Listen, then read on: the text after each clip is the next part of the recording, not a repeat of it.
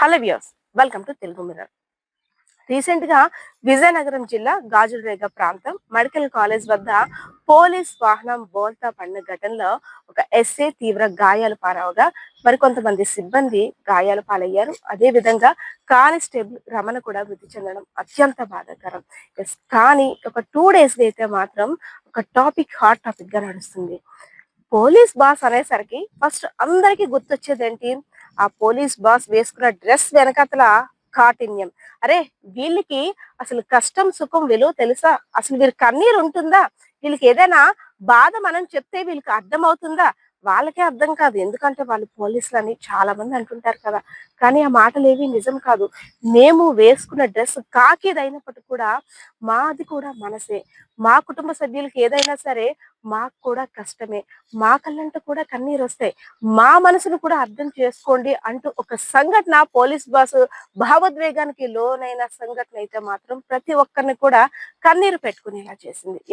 విజయనగరం జిల్లా SP AR Damodaram sir ఎప్పుడైతే ఘటన జరిగిందో వెంటనే మీడియాకి దాని గురించి వివరిస్తున్న సమయంలో ఆ కానిస్టేబుల్ రమణ మృతి చెందిన ఘటన గురించి చెప్తున్నప్పుడు ఎస్పీ దామోదరం సార్ అయితే మాత్రం భావోద్వేగానికి లోనవ్వడమే కాకుండా కన్నీరు కూడా పెట్టుకున్నారు. సో అతని బాధను చూసి పక్కనున్నటువంటి మంత్రి కొండపల్లి శ్రీనివాస్ గారు కూడా ఆయన్ని ఓదార్చారు. సీరియస్ అనుకున్నాం కానీ ఇప్పుడు డాక్టర్స్ డిక్లేర్ చేశారు. రమణ ఇన్ని రోజులు మాతో కలిసి చేసినటువంటి రమణ మా పురుషు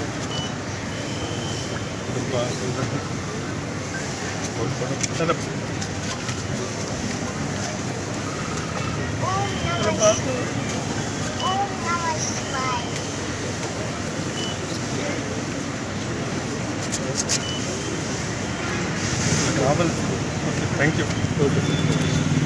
ఈ ఘటన చూసిన తర్వాత ప్రతి ఒక్క కానిస్టేబుల్ లోనే కాదు, ప్రతి ఒక్క పోలీస్ సిబ్బంది అదే విధంగా ప్రజల్లో కూడా అయ్యో, నిజంగా తన తోటి సిబ్బందిని కుటుంబ సభ్యుల్లో చూసుకుంటున్నారు కాబట్టే తన మనసులో అంత బాధ ఉంది. కుటుంబ సభ్యులతో సమానంగా ఆయన కూడా అంత బాధను ఫేస్ చేస్తారు కాబట్టి, అంత బాధను ఫీల్ అవుతున్నారు కాబట్టి ఆయన కూడా అంత భావోద్వేగానికి లోనయ్యారని ప్రతి ఒక్కరు కూడా ఆయన్ని ప్రశంసిస్తున్నారు. అంటే మాకు ఏదైనా కష్టం వస్తే మా పోలీస్ బస్ మాకు అండగా ఉన్నారు.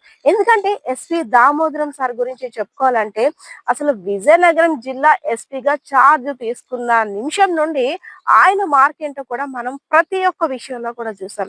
ఎక్కడైనా సరే రౌడీ మొక్కలు గాని అల్లరి చిల్లరి చేష్టలు చేస్తే తాట తీస్తామంటూ సీరియస్ వార్నింగ్ ఇచ్చి అలా వాళ్ళ లెక్కల్లో లెవెల్ చేసి పడేశారు అంతే. అంతేకాదు, గంజాయి అక్రమంగా ఎవరైనా తరలించిన, గంజాయి సేవించినా, దానికి ఎవరైనా సహకరించినా చట్టాలు ఎంత కఠినంగా అమలు చేస్తామో అని ప్రతి విషయంలోని కూడా అవేర్నెస్ కలగజేయడమే కాకుండా ఇంటింటికి వెళ్ళి ఒక సొంత మనిషిలాగా దాని నుండి గంజాయి వల్ల గాని, లేదు అంటే ఇంకా ఇతరాత్ర వ్యవహారాల వల్ల ఏమైనా కేసులు నమోదైతే ఎలాంటి పరిస్థితులు ఎదుర్కోవాలని మనుషులతో మిమేకమై ప్రజలకి అర్థమయ్యే విధంగా చెప్పడంలో నిజంగా ఆయన నెక్స్ట్ లెవెల్ అనుకోవచ్చు. సో అదే విధంగా చాలా క్లిష్టతరమైనటువంటి కేసుల్ని డీల్ చేయడంలో ఇంకా ఆయన తప్పిదే ఇంకెవరు కూడా అంత సాఫ్ట్ గా డీల్ చేయరేమో అన్నట్టు కూడా ఎస్పీ దామోదరం సార్ గురించి అయితే ప్రతి ఒక్కరు కూడా తెలిసిందే.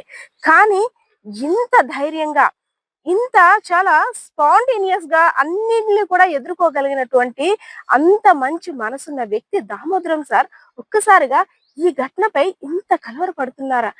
తనతో పాటు పనిచేసేటువంటి మా పోలీస్ సిబ్బందిపై ఇంత ప్రేమ ఆప్యాయతని పెంచుకుంటున్నారా?